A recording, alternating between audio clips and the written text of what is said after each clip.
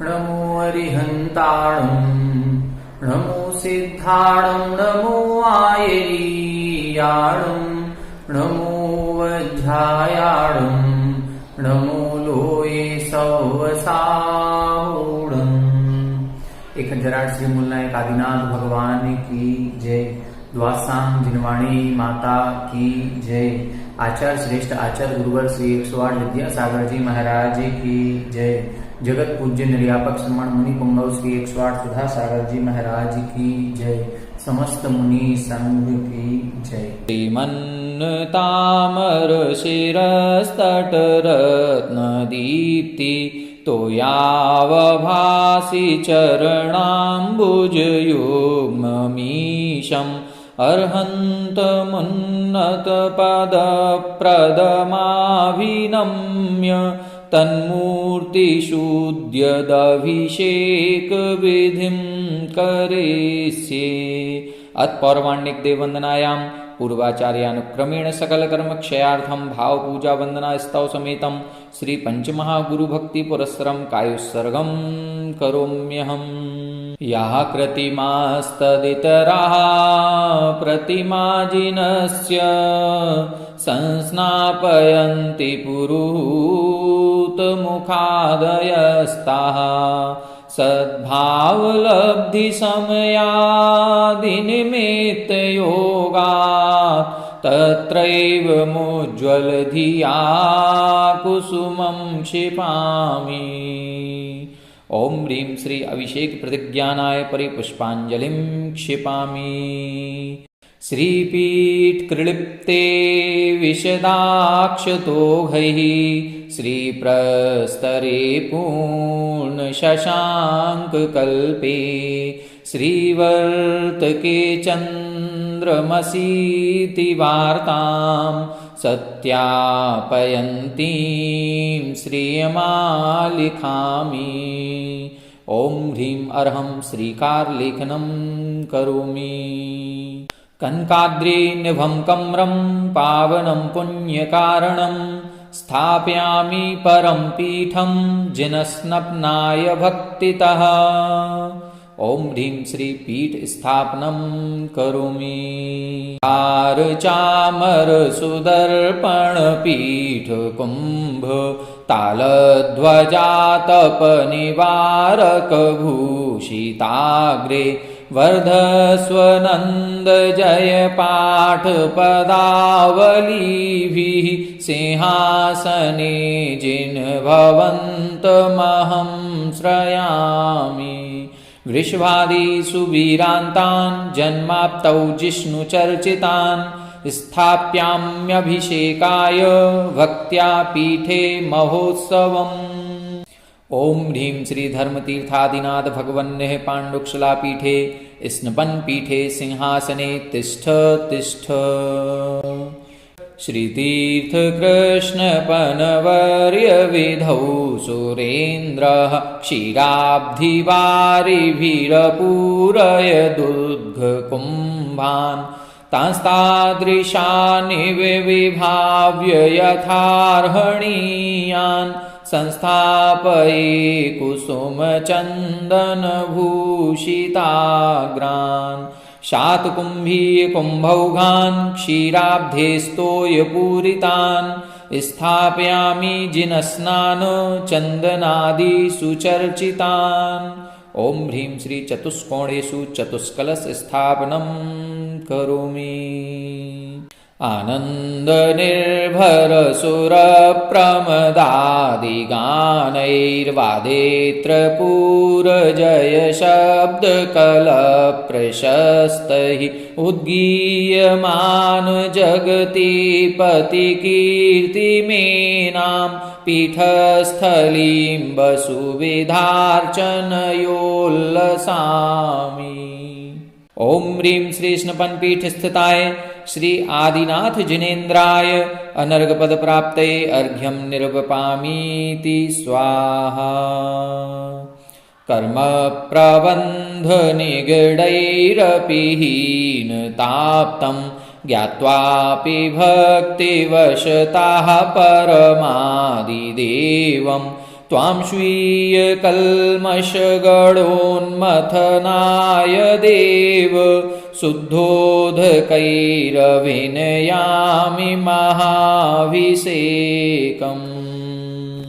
ॐ ह्रीं श्रीं क्लीं ऐं अरहं वं मं हं सं तं पं वं वं मं मं हं हं सं तं तं पं पं झं झं झ्वीं झ्वीं क्ष्वीं क्ष्वीं द्रां द्रां द्रीं द्रीं द्रावय द्रावय नमोर्हते भगवते श्रीमते पवित्रतरजलेन जिनम् अभिषेचयामीति स्वाहा। तीर्थोत्तम भवैर्नीरैः क्षीरवारिधिरूपकैः स्नपयामि सुजन्माप्तान् जिनान् सर्वार्थसिद्धिदान्। ॐ ह्रीं श्री वृषभादेवीरान्तान् जले निष्णपयामीति स्वाहा। सकलभुवननाथं तं जिनेन्द्रं सुरेन्द्रैः रविशो विधिमाप्तं स्नातकं स्नापयामः। यद्विश्ववनवारां बिन्दुरेकोऽपि नृणां प्रभवति विधातुं भुक्तिसन्मुक्तिलक्ष्मी।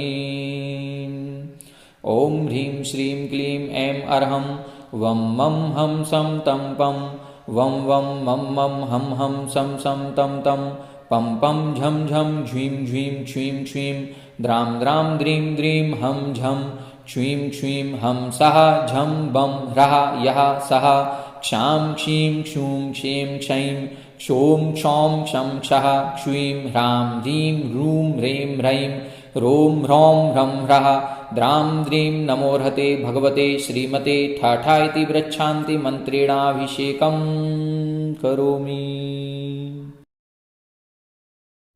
ॐ नमः सिद्धेभ्यः ॐ नमः सिद्धेभ्यः ॐ नमः सिद्धेभ्यः। ॐ ह्रीं श्रीं क्लीं ऐं अरहं वं मं हं सं तं पं वं वं मं मं हं हं सं तं तं पं पं झं झं झ्वीं झ्वीं क्ष्वीं क्ष्वीं द्रां द्रां द्रीं द्रीं द्रावय द्रावय नमोर्हते भगवते श्रीमते।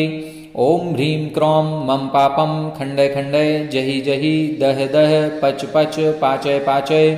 ॐ नमो अरहं झं झ्वीं क्ष्वीं हं सं झं बं ह्रः यः सः क्षां क्षीं क्षूं क्षीं क्षैं क्षों क्षौं क्षं क्षः क्ष्वीं ह्रां ह्रीं रूं ह्रीं ह्रैं रों ह्रौं ह्रं ह्रः द्रां द्रीं द्रावय द्रावय नमोर्हते भगवते श्रीमते ठाठः। अस्माकं समस्त अभिषेक शांतिधारा कर्तॄणां दर्शकाणां च श्रीरस्तु वृद्धिरस्तु तुष्टिरस्तु पुष्टिरस्तु शांतिरस्तु कांतिरस्तु कल्याणमस्तु स्वाहा। एवं अस्माकं समस्त अभिषेक शांतिधारा कर्तॄणां दर्शकाणां च सर्वकार्य सिद्ध्यर्थं सर्वविघ्न निवारणार्थं श्रीमद्भगवत अर्हत सर्वज्ञ परमेष्ठी परम पवित्राय नमो नमः। अस्माकं समस्त अभिषेक शांतिधारा कर्तॄणां दर्शकाणां च श्री शांति भट्टारक पाद पद्म प्रसादात् सद्धर्म श्री वलायुरारोग्यैश्वर्याभिवृद्धिरस्तु। सद्धर्म स्वाशिष्य परशिष्य वर्गः प्रसीदन्तु नः। ओम वृषभादयः श्रीवर्धमान पर्यन्ताश्चतुर्विंशत्यरिहन्तो भगवन्तः सर्वज्ञः परममङ्गलनाम धेया। अस्माकं समस्त अभिषेक शांतिधारा कर्तॄणां दर्शकाणां च इहामुत्र च सिद्धिं तन्वन्तु। सद्धर्म कार्येषु इहामुत्र च सिद्धिं प्रयच्छन्तु नः।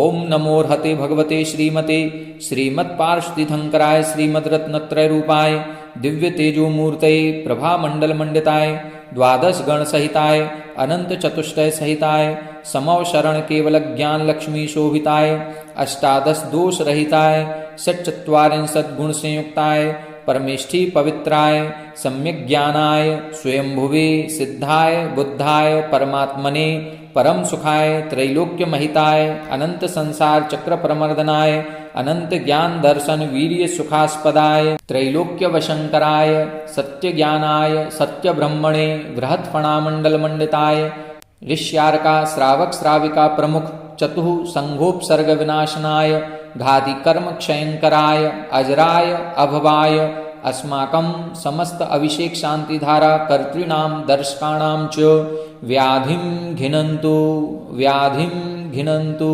व्याधिं घिनन्तु। श्रीजनाभिषेक पूजन प्रसादात् अस्माकं समस्त अभिषेक शांति धारा कर्तॄणां दर्शकाणां च सर्वसेवकानां सर्वदोष रोग शोक भय पीड़ा विनाशनम भवतु। ओम नमोर्हते भगवते प्रक्षीणाशेष दोष कल्मषाय दिव्य तेजो मूर्तये नमः। श्री शांतिनाथाय शांतिकराय सर्व विघ्न प्रणाशनाय सर्व रोगापमृत्यो विनाशनाय सर्व परकृत क्षुद्रोपद्रव विनाशनाय सर्वारिष्ट शांतिकराय ओम ह्रां ह्रीं ह्रूं ह्रौं ह्रः अस्यावसा नमः। मम सर्वविघ्न शांतिं कुरु कुरु मम सर्वतुष्टिं कुरु कुरु मम सर्वपुष्टिं कुरु कुरु स्वाहा। मम कामं छिन्दी छिन्दी विंदी विंदी रति कामं छिन्दी छिन्दी विंदी विंदी बलि कामं छिन्दी छिन्दी विंदी विंदी क्रोधं पापं वैरं च छिन्दी छिन्दी विंदी विंदी अग्निवायु भयं छिन्दी छिन्दी विंदी विंदी सर्वशत्रुविघ्नं छिन्दी छिन्दी विंदी विंदी सर्वोपसर्गं छिन्दी छिन्दी विंदी विंदी सर्वविघ्नं छिन्दी छिन्दी विंदी विंदी सर्वराज्यभयं छिन्दी छिन्दी विंदी विंदी सर्वचौरदुष्टभयं छिन्दी छिन्दी विंदी विंदी सर्वसर्प वृश्चिक सिंहादि भयं छिन्दी छिन्दी विंदी विंदी सर्वग्रहभयं छिन्दी छिन्दी विंदी विंदी सर्वदोषं व्याधिं डामरं च छिन्दी छिन्दी विंदी विंदी सर्वपरमन्त्रं छिन्दी छिन्दी विंदी विंदी सर्वात्मघातं परघातं च छिन्दी छिन्दी विंदी विंदी सर्वशूलरोगं कुक्षिरोगं अक्षिरोगं शिरोरोगं ज्वररोगं च छिन्दी छिन्दी विंदी विंदी सर्वनरमारीं छिन्दी छिन्दी विंदी विंदी सर्वगजास्व गो महिषाजमारीं छिन्दी छिन्दी विंदी विंदी सर्व सस्य धान्य वृक्ष लता गुल्म पत्र पुष्प फल मारीं छिन्दी छिन्दी विंदी विंदी सर्व राष्ट्र मारीं छिन्दी छिन्दी विंदी विंदी सर्व क्रूर बेताल शाकनी डाकनी भयानी छिन्दी छिन्दी विंदी विंदी सर्व वेदनीयं छिन्दी छिन्दी विंदी विंदी सर्व मोहिनीयं छिन्दी छिन्दी विंदी विंदी सर्वापश्मारीं छिन्दी छिन्दी विंदी विंदी अस्माकं समस्त अभिषेक शांति धारा कर्तॄणां दर्शकाणां च अशुभ कर्म जनित दुखानि छिन्दी छिन्दी विंदी विंदी अशुभ कर्म जनित दुखानि छिन्दी छिन्दी विंदी विंदी अशुभ कर्म जनित दुखानि छिन्दी छिन्दी विंदी विंदी दुष्ट जनकृतान् मंत्र तंत्र दृष्टि मुष्टि छल छिद्र दोषान् छिन्दी छिन्दी विंदी विंदी सर्वदुष्ट देवदानव वीर नर नाहर्षि योगनिकृत दोषान् छिन्दी छिन्दी विंदी विंदी सर्वाष्टकुली नाग जनित विषभयानि छिन्दी छिन्दी विंदी विंदी सर्वस्थावर जंगम वृश्चिक सर्पादिकृत दोषान् छिन्दी छिन्दी विंदी विंदी सर्वसिंहाष्टा पदादिकृत दोषान् छिन्दी छिन्दी विंदी विंदी परशत्रुकृत मारणोच्चाटन विद्वेषण मोहन वशीकरणादिकृत दोषान् छिन्दी छिन्दी विंदी विंदी ओम ह्रीं अस्मभ्यं समस्त अभिषेक शांति धारा कर्तॄणां दर्शकाणां च चक्र विक्रम सत्व तेजो बल शौर्य वीर्य शांति पूरय पूरय सर्वजीवानंदनम कुरु कुरु सर्वजनानंदनम कुरु कुरु सर्वभव्यानंदनम कुरु कुरु सर्वगोकुलानंदनम कुरु कुरु सर्वराजानंदनम कुरु कुरु सर्वग्राम नगर खेट करवट मटम्ब पत्तन द्रोणामुख संवाहानंदनम कुरु कुरु सर्वानंदनम कुरु कुरु स्वाहा। यस्सुखं त्रिषु लोकेषु व्याधि व्यसनवर्जितम् अभयं क्षेममारोग्यं स्वस्तिरस्तु विधीयते। श्रीशान्तिरस्तु तथास्तु शिवमस्तु तथास्तु जयोस्तु तथास्तु नित्यमारोग्यमस्तु तथास्तु नित्यमारोग्यमस्तु तथास्तु नित्यमारोग्यमस्तु तथास्तु। अस्माकं समस्त अभिषेक शांति धारा कर्तॄणां दर्शकाणां च तुष्टिरस्तु तथास्तु पुष्टिरस्तु तथास्तु समृद्धिरस्तु तथास्तु कल्याणमस्तु तथास्तु सुखमस्तु तथास्तु अभिवृद्धिरस्तु तथास्तु दीर्घायुरस्तु तथास्तु कुलगोत्र धनानि सदा सन्तु तथास्तु सद्धर्म श्री बल आयु आरोग्य ऐश्वर्य अभिवृद्धिरस्तु तथास्तु। ओम ह्रीं श्रीं क्लीं ऐं अरहं अस्यावसा अनाहत विद्यायै नमो अरिहन्ताणं ह्रौं सर्वशान्तिं कुरु कुरु स्वाहा। ॐ ह्रीं श्रीं क्लीं ऐं अरहं अस्यावसा अनाहत विद्यायै नमो अरिहन्ताणं ह्रौं सर्वशान्तिं कुरु कुरु स्वाहा। ॐ ह्रीं श्रीं क्लीं ऐं अरहं अस्यावसा अनाहत विद्यायै नमो अरिहन्ताणं ह्रौं सर्वशान्तिं कुरु कुरु स्वाहा। आयुर्वल्लिविलासं सकलसुखफलैर्द्रार्घयित्वा स्वनल्पं धीरं वीरं शरीरं निरुपमुपनयत्वा तनुत्वच्छकीर्तिं सिद्धिं वृद्धिं समृद्धिं प्रथयतु तरुणिः स्फुरदुच्चैः प्रतापं कान्तिं शान्तिं समाधिं वितरतु जगतामुत्तमा शान्तिधारा। छत्रत्रयं तव विभाति शशाङ्ककान्तमुच्चैस्ततं स्थगितभानुकरप्रतापं मुक्ताफलप्रकरजालविवृद्धशोभं प्रख्यापयत्रिजगतः परमेश्वरत्वम्। ॐ ह्रीं श्री अष्टप्रातिहारमध्ये छत्रत्रयं स्थापयामि। कुन्दावदातचलचामरचारुशोभं बिभ्राजते तव वपुः कलधौतकान्तम् उद्यच्छ शाङ्कशुचिनिर्झरवारिधार मुच्चैस्तटं सुरगिरेरिव शातकौम्भम्। ॐ ह्रीं श्री अष्टप्रातिहारे मध्ये चम्रद्वयं स्थापयामि। पानीयचन्दनसदक्षतपुष्पपुञ्ज नैवेद्यदीपकसुधूपफलव्रजेन कर्माष्टकक्रथनवीरमनन्तशक्तिं सम्पूजयामि महसा महसां निधानम्। ॐ ह्रीं श्री अभिषेकान्ते वृषभादिवीरान्तेभ्यो शान्तिधारा अनर्घपदप्राप्तये अर्घ्यं निर्वपामीति स्वाहा। हे तीर्थपाणिजयशोधवलीकृताशाः सिद्धौषधाश्च भवदुःखमहागदानां सद्भव्यरज्जनितपङ्ककबन्धकल्पाः यूयं जिनाः सततशान्तिकरा भवन्तु। ॐ ह्रीं श्री अभिषेकान्ते शान्त्यर्थं दिव्यपुष्पाञ्जलिं क्षिपामि। नत्वा मुहुर्निजकरैरमृतोपमीयैः स्वच्छैर्जिनेन्द्र तव चन्द्रकरावदातैः शुद्धांशुकेन विमलेन नितान्तरम्ये देहे स्थिताञ्जलकणान् परिमार्जयामि। ॐ ह्रीं श्री अम्लांशुकेन जिह्विं परिमार्जनं करोमि। स्नानं विधाय भवतोष्टसहस्रनाम्ना मुच्चारणेन मनसो वचसो विशुद्धिं जिघ्रेच्छुरेष्टमिनतेष्टतैं विधातुं सिंहासने विधिवदत्र निवेशयामि। ॐ ह्रीं श्री सिंहासनपीठे जिन्बिम्बं स्थापयामि। जलगन्धाक्षतैः पुष्पैश्चरुर्दीपसुधूपकैः फलैरर्घैर्जिन्मर्चैर्जन्मदुःखापहानये। ॐ ह्रीं श्री सिंहासनस्थिताय श्री आदिनाथ जिनेन्द्राय अनर्घपदप्राप्तये अर्घ्यं निर्वपामीति स्वाहा।